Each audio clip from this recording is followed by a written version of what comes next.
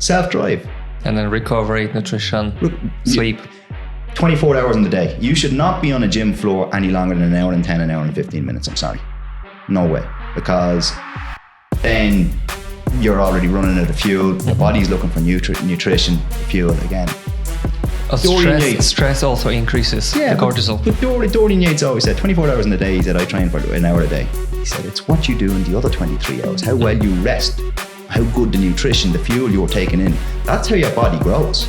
Yeah, we actually say that with another colleague of mine, Rory, when some people go for 2 classes and they sometimes go spin class and body pump. Yeah. But sometimes they ask me, like, because I have a HIIT strength on Mondays and Wednesdays, and then there's body pump afterwards. Yeah. So sometimes I invite people, try this class. And they say, like, can I do both? It's like, I don't recommend it because you work now 2 45-minute sessions, you're running into 1.5 hour. I'd rather recommend go for one of them, whichever it is, push yourself. But going back to the case and point we were talking about earlier on in this conversation, injuries. That's when injuries can happen. Yeah. You have to trust that what you are doing for that 45 minutes, hour and 15 minutes, the quality of that is good enough. That's where the concentration and the focus comes in, right? So you have to trust that that is enough.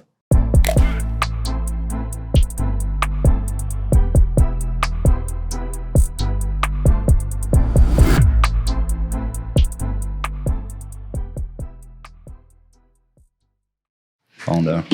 Let's promote Starbucks. Here we go. And Arsenal. What is the Gooners? The Gooners.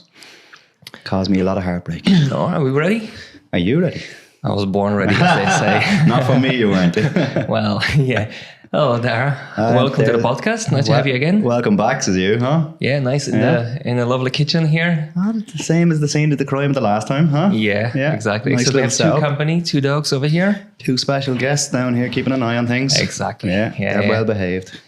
Yeah, so our first question could go into the area of physio. Since I came to you to do some release techniques on my back, my neck was stiff, my back was stiff, my hamstrings, old injury, and lower back very tight. So we can talk about what are the principles of physical therapy. And hold on, let me just get into the detail of that a little bit first. How we get those injuries, how the domino effect works in the muscles, and then what kind of tools you have. You use trigger points. So how that works. Right. So back to your first question. How do injuries happen? Aging thing. These things just happen. I mean, I can get people coming to me with lower back problems or hip problems or knee problems. And it can happen getting out of the bed in the morning. It can happen when they're putting their socks on. When you're getting out of that lovely new car of yours there now, you can twist a certain way and something will catch. It just happens when you're moving the whole time. The muscles were designed to move, not to be dormitory. So when you're moving the whole time and the muscle is becoming longer and shorter and longer and shorter. So over time, through repetitive actions, like some things can go wrong. It's the same with the car. The more you drive the car, it needs to be serviced more. The tires might need to be changed more. The body is the exact same. Now, when it comes to the body, it's like when I was treating you there earlier on, I was likening it to the gears of a watch. So you have all the little different cogs, and they all work in sync together. And if one small little cog, right in the middle of all those big ones, if he mistimes or he goes off and he decides, no, I don't want to do this anymore, it can have a whole knock-on effect. I think we discussed this in the last podcast that we sat here doing. Most people that come to me, let's say with knee pain, biggest cause of knee pain is hip mobility. Always. Unless somebody has done something to one of the MCL or the posterior or the anterior cruciate ligament, and through like an impact or like a bad jarring or such, most knee pain, especially laterally and medially, comes from the hip, which your favorite muscle, the TFL, the tensor fascia latae. So if you Google... For those who listen, lateral is the outside of your center, medial is closer to your center. So the lateral is on the outside and the medial is on the inside. Just so people who are not into this sort of language, medical terms. Just losing the run on myself there a little bit. It tends to happen. But going back to what we were saying, if you Google certain muscles, for example, rotator cuffs, So what is a rotator cuff? Everyone turns and says, oh, well, I have a rotator cuff problem. I was like, right, well, what's the issue? Just, there's 3 to 4 muscles in the rotator cuff, and it's designed to stabilize the shoulder joint, okay, from all the actions that it does. Infraspinatus, supraspinatus, teres minor, and teres major. And then you can even throw in the subscapularis, which that's a whole different ballgame altogether. That causes problems. So we're talking about the whole area of shoulder blades. Exactly. So let's say somebody's in a gym, okay, and they're doing bench pressing, okay, whether it's flat, whether it's incline. Now, as far as the incline bench press goes, most people, if not all people, make the mistake that the incline is too high. So it's almost like shoulder press? It's all like exactly. Okay. A little bit upper chest, The incline is supposed to be 30 degrees or less. Okay. The position of your body is what creates the incline. So when I say the position of your body, when you're benching, if you ever look at powerlifters, when they bench, they arch the back. So almost like they're making like a decline. Exactly. It wouldn't so much make it as a decline, but their chest is angled up towards the ceiling at a particular angle that when the overload is being lowered and extended through the arms, not with the arms, the emphasis is solely going on the chest. Whereas if the incline, for example, if somebody's doing an incline press and the incline is too high, the elbows tend to flare up, everyone gets the tension in the traps, the levator scap, neck starts to go. That's when the infraspinatus muscle comes into play. Most people turn around and say, oh yeah, I'm getting pain when I'm benching or whatever, and the pain is coming out the front of my shoulder and it's coming down the front of my arm into my bicep. I'm like, okay, no problem. I'll go to the back. And they're like, that's not where my pain is. But I'll push in on the infraspinatus muscle and the pain will radiate out the front of the shoulder and down into the bicep. And they will turn around and say, that's my pain. Yeah. Same with lower back pain. A lot of lower back pain, I won't say most because it can come from glutes, different things like that, tight hamstrings. Hip flexors, iliacus anterior, iliopsoas, responsible for bringing the knees up and bringing the knees down like that. So when somebody's sitting for a prolonged period of time, whether they're sitting in the car, whether they're sitting at an office desk or whatever like that, that's the problem they run into. With muscles and with nerves, it's all about referral. So where somebody feels the pain isn't necessarily where the problem is. It's the pain is radiating from that spot. So we were talking about like the infraspinatus, the hip flexors, the iliacus anterior and the iliopsoas. People come to me with back pain and they're all hunched over and I thought, okay, right. And I'll get them into my clinic and onto the treatment table and I'll say, lie down on your back facing up towards the ceiling. So is it almost guaranteed if you feel pain, it's going to be opposite side? It could be anything. It's like a jigsaw puzzle. And so you have to figure it out. You have to figure out, test few things, do a checklist. Exactly. And you know yourself, your favorite new muscle, the TFL. TFL, you can go down the side of the leg, the back of the leg, the front of the leg. It can go all the way down into the ankle, It's like a center. Exactly. If you Google TFL referral and it'll highlight all the red areas of where you can feel pain, you will be amazed. And then with the hip flexors, most people... Can I just add something to it? Why is it referring somewhere else? Why is it referring? It's where the muscle originates, what it crosses over. So when it crosses over a certain area, so there's various nerves. Is it crossing the joints usually? Exactly. If it's crossing over a certain joint, or even if it's crossing over another muscle, for example, it can radiate somewhere else. Because they kind of like a chain of muscles pull together, work together. And if one doesn't work well, the other one doesn't work. The other one decides to go as well. And the other one is overloaded, overworked, gets tight, gets painful, inflames. Another case in point in lower back pain. So the TFL, if he gets stuck to the pelvic crest on the side here, he switches and he pulls back. In turn, he pulls the quadricep muscle up towards the hip, therein creating a strain on the ligaments of the knee, whether it's the patella tendon, the lateral or the MCL or anything like that. That's where people feel the pain. So my job is then to figure out, right, why is this going like this and what's the root cause of it? And therein, once we get that done, then we're hopefully on the home stretch then. Figuring it out, releasing the muscle through trigger point, which is basically a point of hypertension in the muscle. I think I don't know whether we discussed that in the last podcast, just a point of hypertension in the muscle. Release it with pressure, break the tissue down, break the fascia down, allow fresh blood and fresh nutrients back into that muscle, and you're good to go. So, we didn't actually touch it last time as much. I remember because I listened to my last podcast. It was probably just me rambling on, I was laughing actually. And so why is that working? Because of the muscle needs the oxygen and blood flow to operate well, and then once it becomes tight, it becomes kind of a rigid, dysfunctional, not as active. If a muscle becomes tight and if it's overloaded with trigger points, if trigger points start developing in the muscle. Okay, so basically what a trigger point is, muscle fibers run side by side. They run like your fingers. So when they contract and they relax, and they contract and they relax. But over time, they tend to cross over and they develop little bundles. There is the trigger point. So what happens with the trigger point then is blood and nutrients can't get through as efficiently as it would if the tissue was broken down. So a lot of waste tends to build up. And what is the waste there? Basically waste from the nutrients in the blood. Would it even be lactic acid, or would it be sediments or something? Various different things from your nutrition. Maybe some calcium as well. Everything. Hence why when I do what I do, 2 things clients need to do straight away is to drink water, and then they need to go to the bathroom. Break all that waste down, flush it all out, and it looks for the easiest way possible to get out, to excrete from the body, which is off you go when nature calls. Okay. You know? So then you use some technique on me. What is it called? Positional release. There you go. Positional release. That's the big one. I remember when I was in college years ago on weekends doing my course, and I sat in a cafe in Dublin with a very good friend of mine, Kevin Hendry. Kevin done that course as well.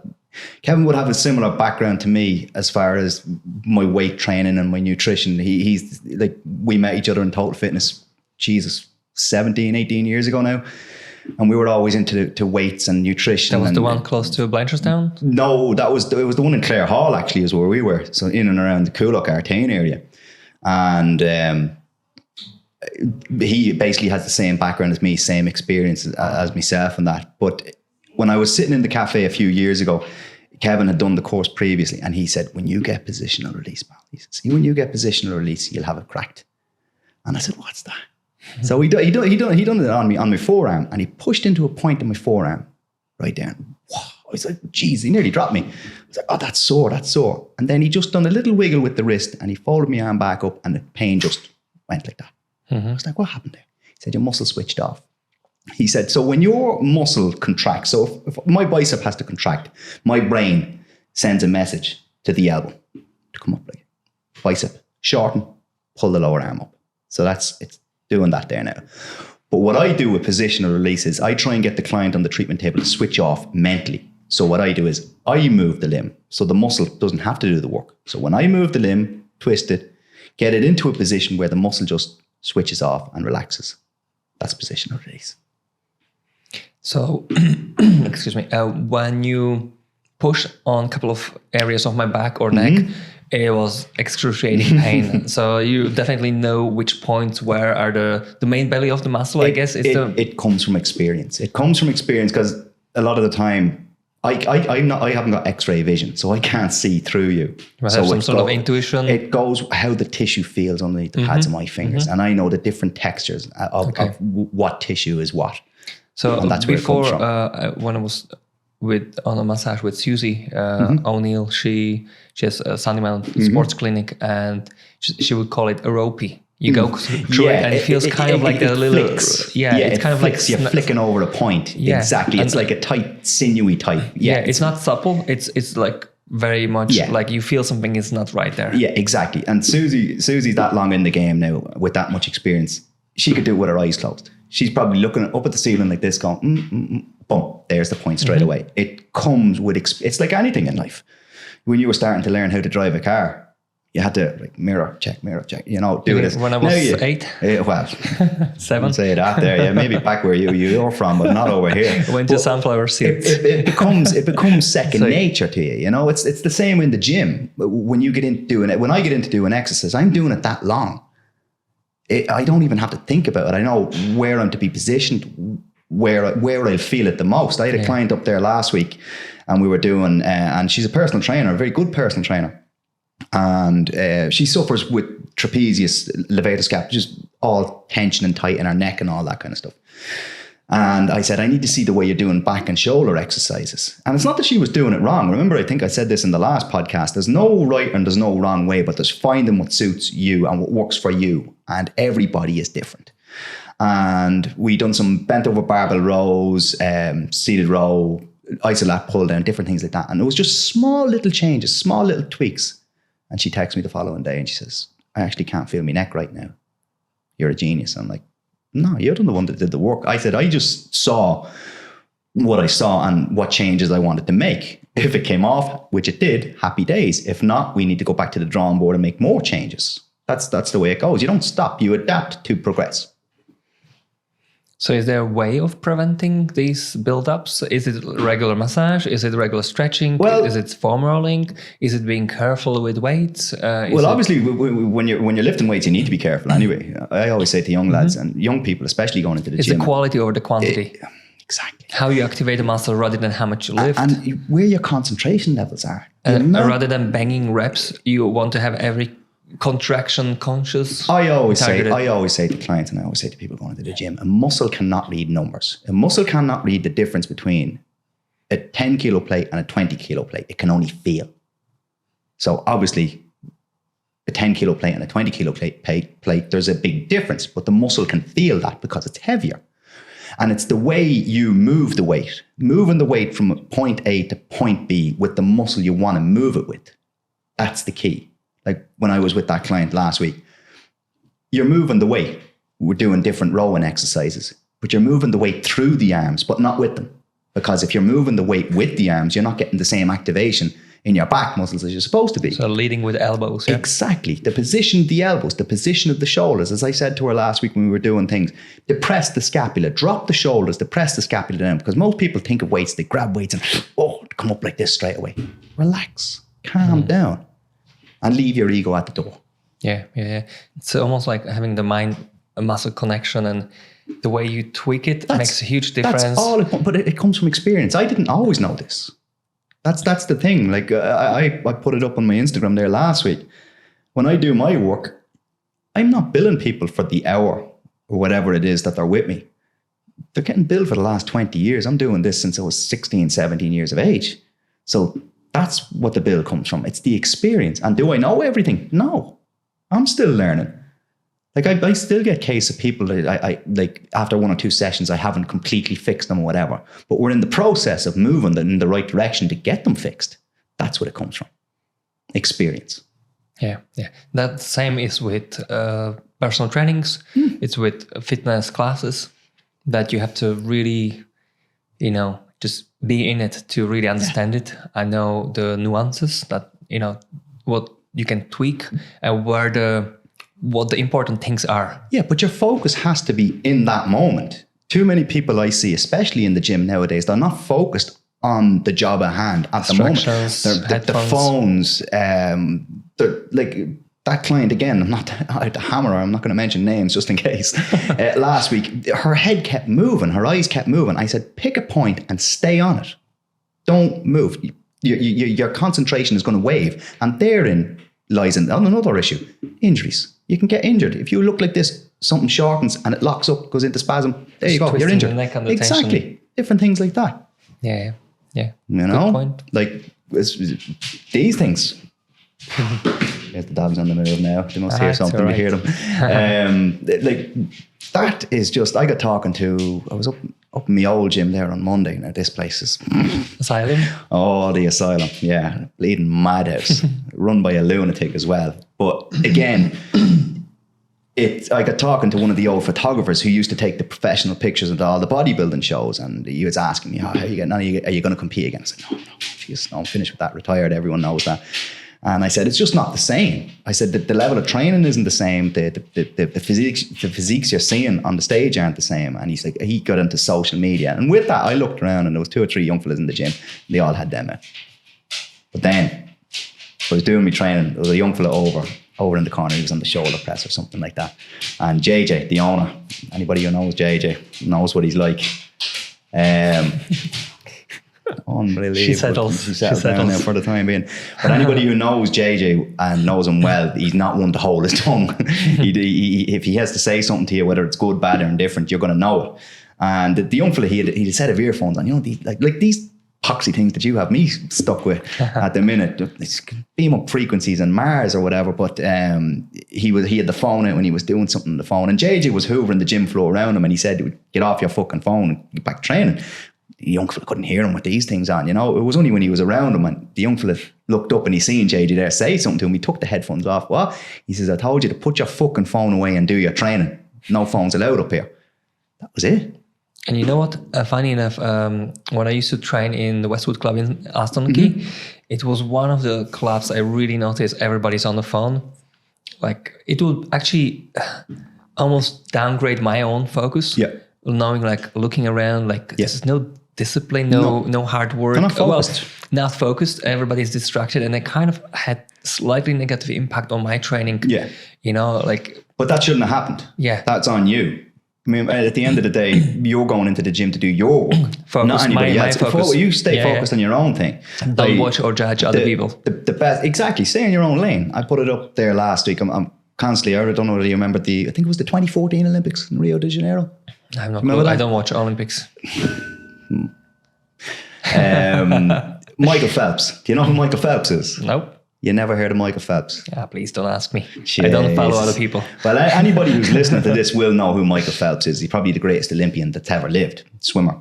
And that's what you say, yeah. It's fact. Is it? You Google that right now, but not until after this. Put that phone away. The Michael Phelps. So he, I don't know how many medals he's won over the years.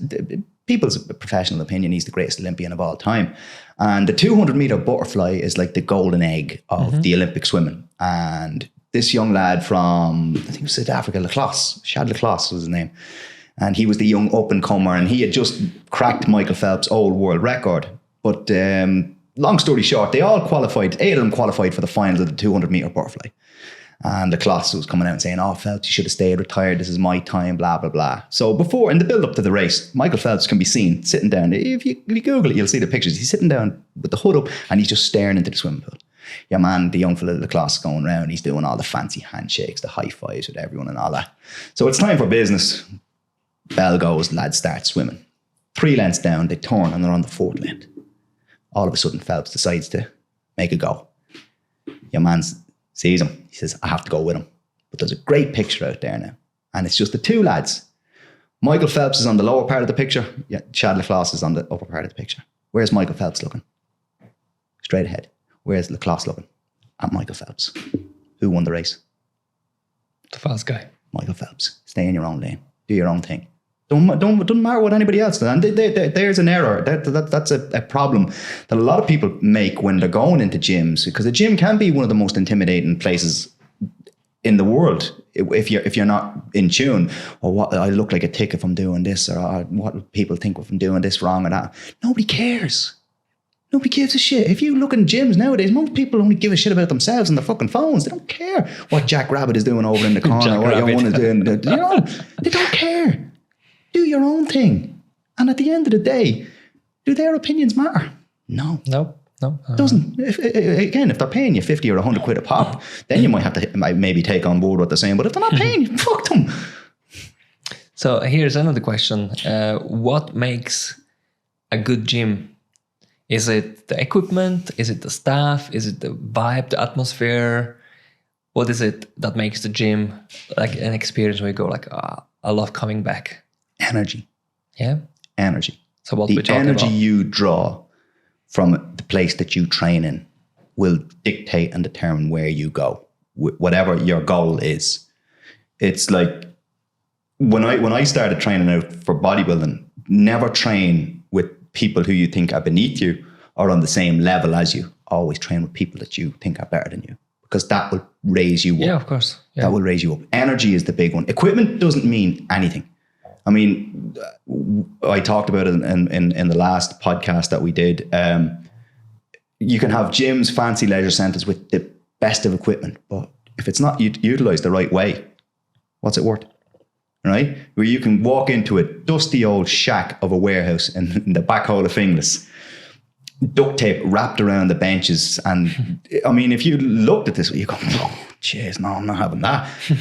But when you sit into one of those machines and you use that machine and you feel, it feels right, the motion, it just feels natural. That's where it comes in from. And then even with Asylum, you've got bodybuilders training there, powerlifters, strongman. You have your average gym goers. Everybody has a place. Leave the ego at the door. And I don't see enough of that in these new fancy fitness leisure center thingamajigs now. A lot of it's to do with social media. It has to look this way, it has to look that way and all that. In Asylum, he don't give a shit. I remember it was 3 weeks out from the Mr. Universe. Nearly ready. And the mirror that I was doing my posing in it was cracked down the bottom, so I couldn't really see the detail in my legs. And I said it to JJ, I said, Jay, the mirror's not making me look too good and all that. And all, do you know what I got back? Well, that fucking mirror's not lifting the way, is it, you fat cunt? That was it. Sorry for the language, but that's what he uses. You know? The other mirror would make you look like a pie-eating champion. The other one didn't care. You get in there and you do the work and you bust your ass. And that comes from your own desire and your own drive to be the best. And when you surround yourself in a good environment, it's like I often say, a dozen fresh apples. Get one rotten apple and put it into the middle of those fresh ones. What happens to them over time? Rotten. They all rot. It's the same with energy. It's the same with people. When you're around the sum of all the parts, hang around 5 arseholes. Who's the 6th? You, my friend. That's the way it goes. So energy is the biggest one. Equipment, you don't need fancy equipment. The basics that were good in the 80s and the 90s and that are still good to this day. It's just the way you do it. Yeah. But it's the way you're guided, the support you're given, and the backing that you're given. And if it just feels right, it's for you. I mean, some of the fancy equipment I've trained with over the years, the equipment looks great and all, but I just never got the feeling in the muscles that I do when I go to this place. That's why I'm up there years, and I will be there for years. That's me home from home. That's why I get people queuing out the door. Oh, can we go to the Mecca? Can we go to Asylum and all that? Like, what? Why do you want to come all the way over here for? Because I love it. To get an emotional kick, yeah. I think the Gold Gym in USA, that's one where it's the Gold's in Venice, it's different now. I remember going to, again, a lot of the listeners, the bodybuilding, if anybody is into bodybuilding and physique sports, they'll have heard of Metroflex. It's in Arlington between Dallas and Fort Worth in North Texas. A guy called Brian Dobson owns it. It's where Branch Warren, Ronnie Coleman, Johnny Jackson, they all train. Dude, you want to see the state of this place. Seriously, I guarantee you this was the only place probably in the whole world where COVID didn't strike. It wouldn't survive. Absolute shitbox of a place. Spitting on the floor, dust. You want to see the state of it? But mother of Jesus, I walked in there the first day to train, and the energy that I got from it, and knowing what went on in that place and who trained there, and it was so good. Holy place. Dude, it was. It was like a bleeding, like a fucking, like the Vatican for bodybuilding. It was unbelievable. Vatican of bodybuilding. Yeah, but that's what you get from these places. You know what I mean? Like the old school places. You just miss those fat priests. Oh, jeez, don't mind them. Let's not go political. We're not going political. Remember that? We said we wouldn't go there. But that's the biggest one for me. And then. Again, when somebody walks into a gym, believing in themselves. If you don't back yourself, nobody else will.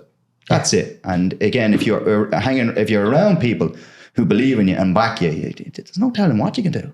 Like in my early years when I was competing, top 3, top 6 and all that, because I told a story before, when I started training full-time in Asylum, Eddie, JJ and all that, but then all of a sudden the sky was the limit.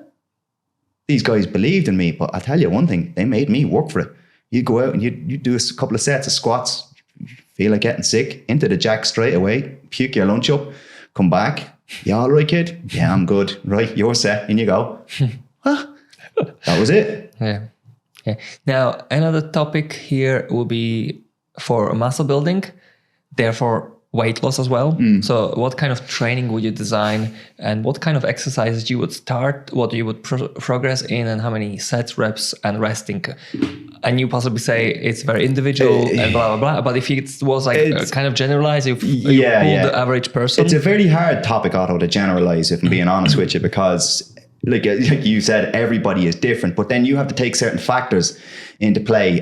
Injuries, how strong somebody is. Where? Yeah, different. And strong where? Yeah, you know what I mean? You have to take in so much. And then you have to take in age, hormones, different things like that. You know, fat loss really is quite a simple process. It's not easy to do. It's simple, but it's not easy to do. There's a big difference. Everyone says, humans have addictions to their lifestyle and food. People say, oh, simple drinks. and easy, it's the same thing. No, it's not. The process is very, very simple to do.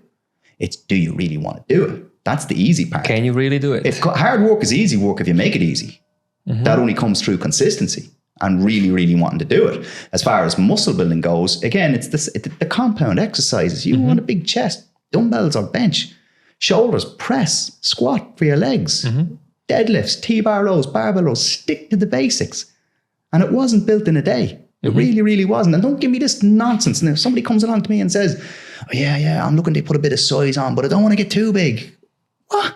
Do you realize how hard it is to put muscle on? We know it. It's Seriously. easy to lose. Easy to lose. And then again, the train of thought is changing now, especially among female people that go into the gym about building muscle and all that. That's the new strong is the new sexy kind of thing. And that's brilliant. Like when you think about it 20 years ago, most females would go into the gym and all they do was cardio. They do treadmill, bike, cross train, all that. Now I see young girls, women, all that. They're out working the fellas in the gym and fair bleeding balls to them. Yeah, They're busting their ass. And when you see them, let's say, doing this for 2, 3, 4, 5 years, you actually see how good shape they have, but they don't get bulky. They don't get bulky. They don't have the testosterone in their body to do it. Yeah, that's exactly they have definition. They stay lean. The simple physics of the human body, exactly. Yeah, but I'll tell you one thing that females do have when it walks into the gym is they have the minerals up here. They have it in their head that they really want to do something. Nothing's stopping them. Nothing's stopping them. Young fellas, lads will come into the gym and they'll have every excuse under the sun. Can't squat today, my knees are bad. And it's like, squatting is the only exercise that doesn't affect my knees. It's the leg pressing and the hack squatting to kill me. You'll come up with all sorts of excuses. Females won't. And with the sets and reps and resting, what do you recommend? Well, first things first, go look at building muscle, for example. To build muscle, you have to be strong. Ronnie Coleman said it years ago. Everybody wants to be a bodybuilder, but nobody wants to lift no heavy ass weight. You got to lift heavy weight if you want to build that muscle up. Now, in order to lift heavy weight for more reps, you have to be stronger. So break the process down. Do 12 weeks, like I did it when I was halfway through my bodybuilding career. I went to a show in 2012, and the guy, Frank, that won the overall, he competed in 2011, but he was a completely different bodybuilder in April 2012 than he was October 2011. He just had this thick, dense tissue, and I was just like, whoa, look at that. And it was, one of the lads said he was a power lifter, so he was naturally strong, so he could lift a lot more weight for a lot longer. So I took that information in and I said, right, so I'm going to go back and do, let's say, chest day. Bench was my big exercise. Leg day, squat was the big exercise. Back day was heavy T-bars or barbell rows. I wasn't really good at deadlifting. I didn't like it either.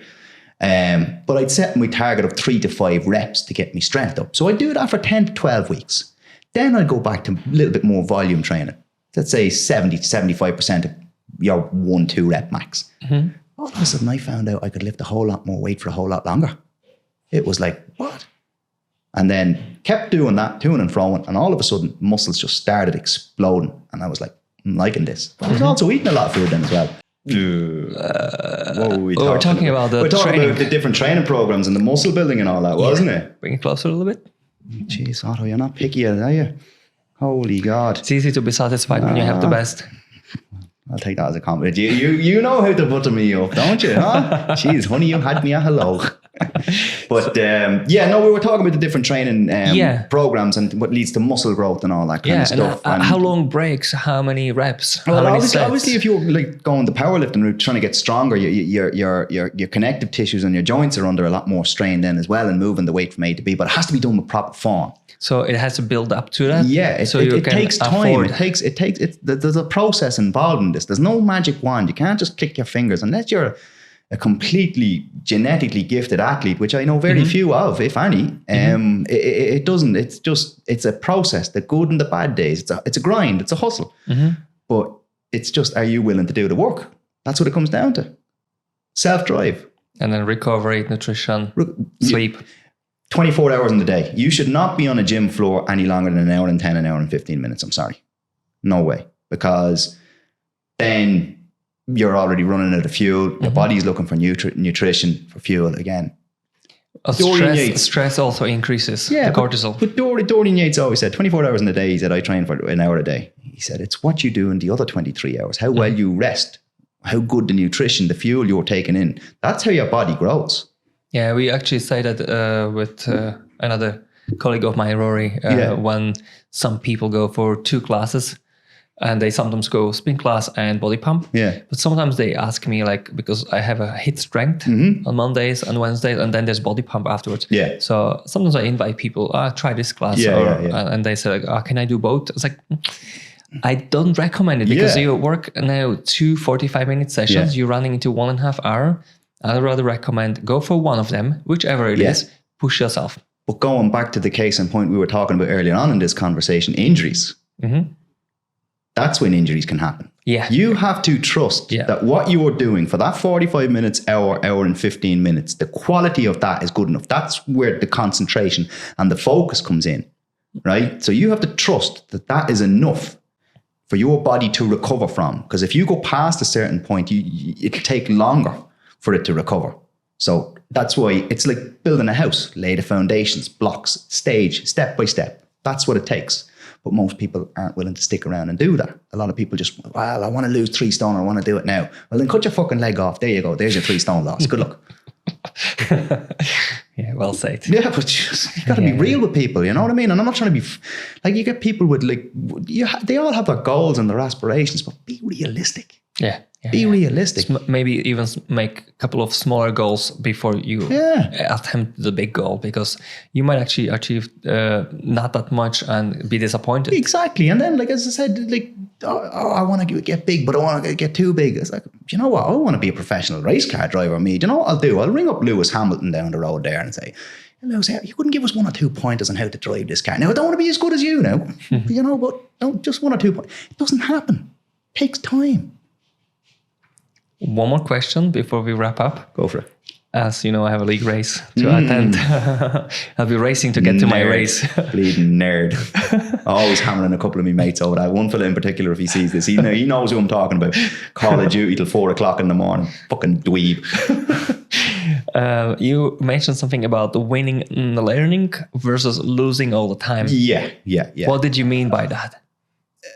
Everyone has a choice to make.